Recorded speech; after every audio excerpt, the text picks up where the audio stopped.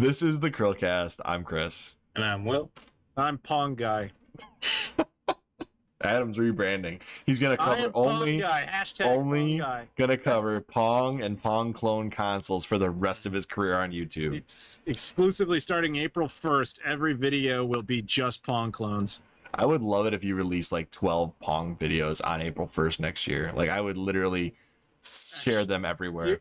You're half there. Like somebody was saying this to me today that on April 1st this year, which I've never done an April Fool's video, so I don't know why people think I would, but what I should do is like play like Halo 2600 on the Atari 2600 and then be like, all right guys, today we're going to connect it with all this stuff and then it's going to be amazing. And then like at the end I make like footage of like Halo 5. I'm like, see, if you just connect stuff the right way, your Atari 2600 could look like this. Love it. Love it. Oh man, that's funny. So before we talk about possibly the oldest video game alive, I believe it is. No. Tennis for Two. Oh, okay. Never mind. I just destroyed this whole video. Sorry. No, I'm just kidding. I knew it wasn't the oldest. I just said that. All right, oldest, not even the oldest home console. Purposely lying to the viewers. That's fine. Whatever. I said possibly. I was just giving a little teaser, and Adam ruined it. It's fine. As the guy who is the master of Pong, as I've said at the beginning of this video, that's my whole name now.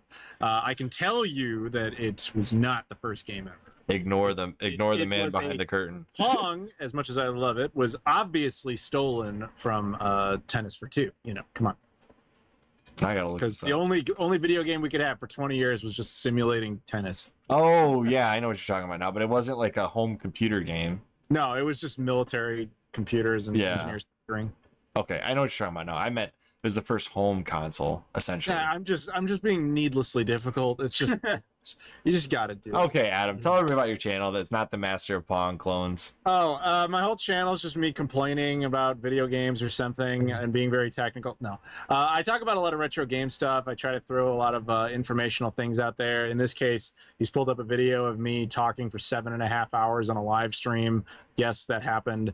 That was my record, but my previous one was like 7 hours and 1 minute. That was 7.5 hours.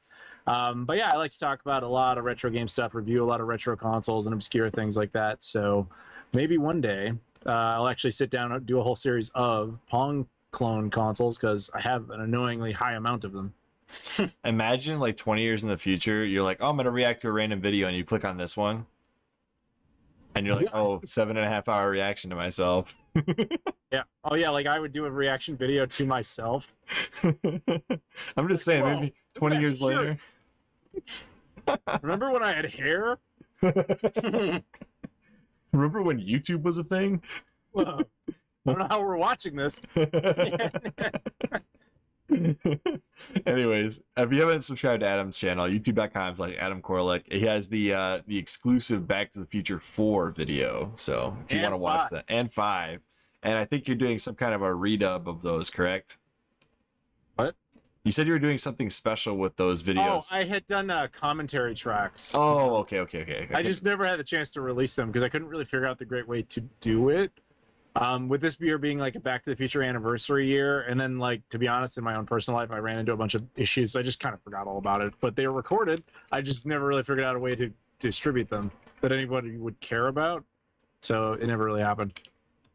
Anyways, if you want to watch Back to the Future, the game, the movie, he's got 4 and 5 here to go and watch. And they are still available, and they have more than 1 million views. It's Adam's magnum opus to his channel right now. So this has got the biggest views. Yeah. Yeah, I'm pretty proud of that. And the second one that hit 1 million was his PlayStation 2 video. Wait, did it actually hit 1 million? Yeah. Oh shit, I didn't know that. Like, that's cool. I just learned that right now. As we're filming this live reaction with no face cam, Adam has learned he broke 1 million views on his PS2 video. People apparently want to restore their PS2s as it's almost like the most popular console of all time has some demand. Yeah, interesting. All right. Well, with that being said, back to the oldest home console game ever. And Will is glitching out because he's going into the Matrix. Mm-hmm. There we go. He's trying to play Pong. So I'm going to give you guys a spiel. This is Pong for the Home, 1975.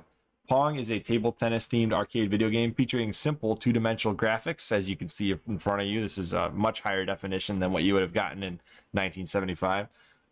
It was originally released in 1972, but that was the arcade cabinets. It was one of the earliest arcade video games. It was created by is that an M or Alcorn? Alcorn, sorry. I almost said Alcom, and I was like, oh god, that's going to be bad. Alan Alcorn, as a training exercise assigned to him by Atari co-founder Nolan Bushnell. But Bushnell and Atari co-founder I'm losing my words here. Ted Dabney. I know what it is. I just was like tripping over words here. Were surprised by the quality of Alcorn's work and decided to manufacture the game. Bushnell based the game's concept on an electronic ping pong game included in the Magnavox Odyssey, the first home video game console. In response, Magnavox later sued Atari for patent infringement. So Pong was the first commercially successful video game, and it helped to establish the video game industry, along with Magnavox Odyssey. Wow, that'd be an interesting game. Imagine being blown away by this. I know. Dude, do you know that the most successful horror film of all time was a theater packed full of people that were just watching footage of a train? Yeah. Yep. The train is just driving down the tracks, coming near the camera, and people had never seen video before, so they thought a train was about to fucking kill them. So you'd be amazed what kind of simplistic thing blows somebody's mind the first time the concept is breached. Mm-hmm. So that is amazing, but I did not know that. Mm-hmm. So Pong was the first commercially successful video game. Soon after its release, several companies began producing games that closely mimicked its gameplay with similar names, similar titles, similar game style. Eventually, Atari's competitors released new types of video games that deviated from Pong's original format to varying degrees, and this in turn led Atari to encourage its staff to move beyond Pong and produce more innovative games themselves. Atari released several sequels to Pong that built upon the original game's gameplay by adding new features. And during the 1975 Christmas season, Atari released a home version of Pong exclusively through Sears. Hopefully the kids know what that is. Retail Chicago stores. represent. The home version was also a commercial success and led to numerous clones. The game was remade on numerous home and portable platforms following its release. And Pong is part of the permanent collection of Smithsonian Institution of the Smithsonian Institution in Washington D.C. due to its cultural impact. So, Pong is probably one of the most famous video games, although kids today might not actually know what it is half the time. If I walked up to a kid that's 10 years old right now and said, "Do you know what Pong is?" I'd say the 50-50 shot they know what it is. Probably lower than that. I'd probably say it's much lower than that, because you're talking 50-50 amongst kids that actually play video games. Mm-hmm. Like, don't forget about all the ones that don't. So I'd say you're lucky you get like 1 out of 10 kids that know what Pong is. Yeah. Because it's not even like us where our parents probably had it laying around or something, where we were like, we picked it up kind of. Like, dude, I knew what Pong was because my mother had an Atari 2600 from like 78 that she just kind of gave me in the early 90s. And even then I was like, okay, I guess it's this game with the 2 table tennis things or whatever. Mm. But like, that's pretty far removed. Like, how many of us are sitting around with Pong chilling out for our kids now? We're just like, yeah, Pong. I mean, they are making a new version of Pong that's made to be brought into an office space. I think it's too expensive, but I saw that Smash JT covered it. I guess there is like a new Atari Pong that's like, it's actually pretty big. Like, it would fill my entire screen if I tried to show you in this about how big it is. But I'll just show you some footage of it. Let me see if I can find it.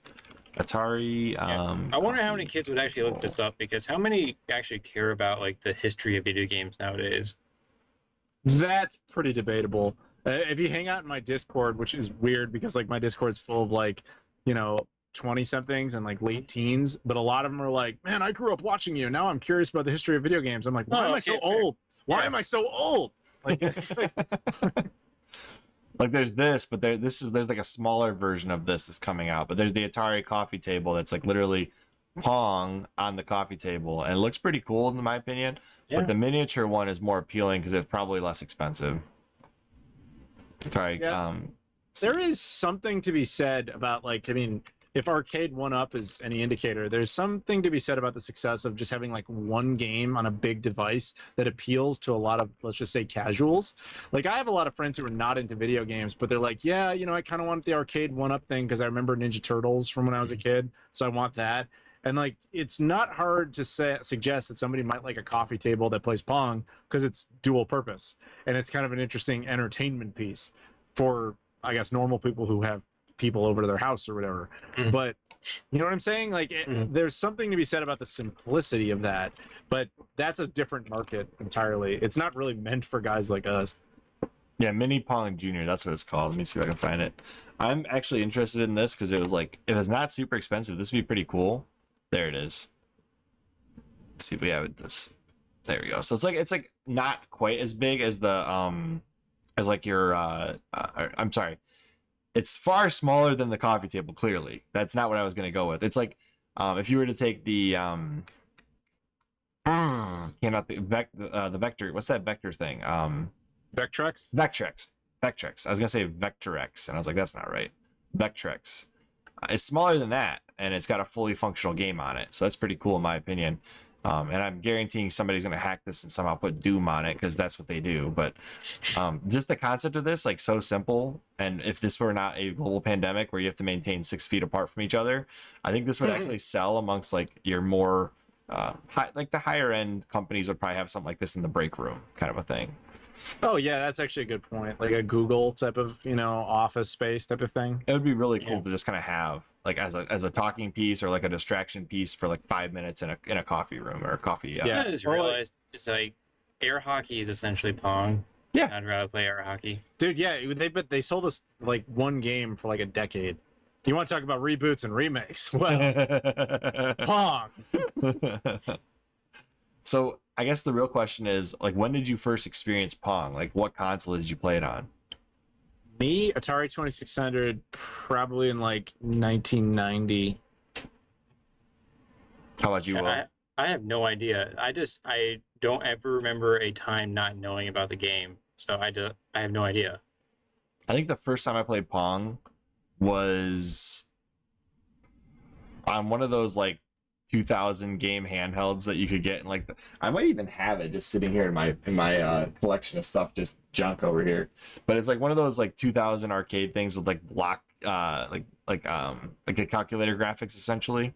And I think that was the first time I played it. McDonald's or something? No, I think my grandma got it through Avon like in like the 90s. So like that would have been my first experience with it, and I was like, oh cool, sweet. Because like at that time I had the Game Boy. Like I didn't know. Yeah.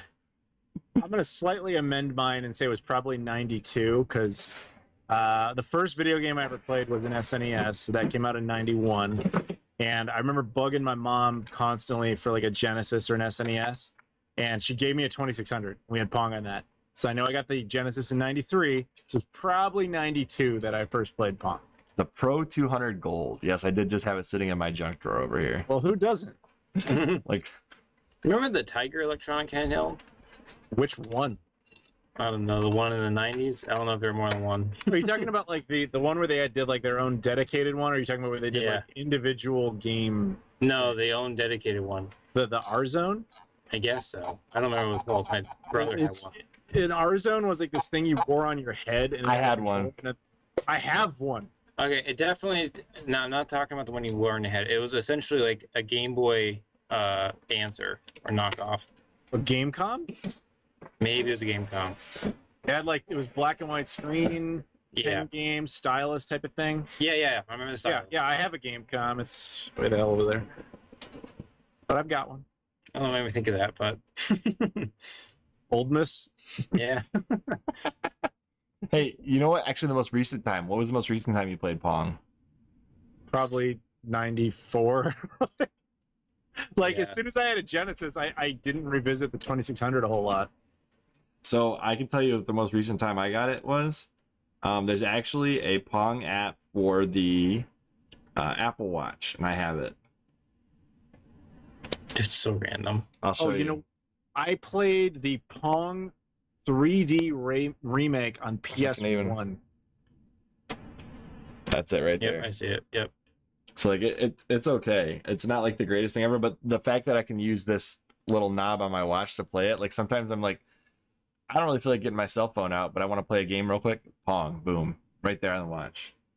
ready It's to go. okay. It's It's okay. like pulling it out of a holster. Nice. yeah, No, pretty I, much. I actually, again, once slightly amend my statement. There was a 3D remake of Pong for like the PS1, Oh, and I played that like in 2000 for a little bit. this Yes, yeah, that. that actually looks promising. It was Yeah. actually kind of decent. They did Frogger Oh, too. I definitely remember that cover.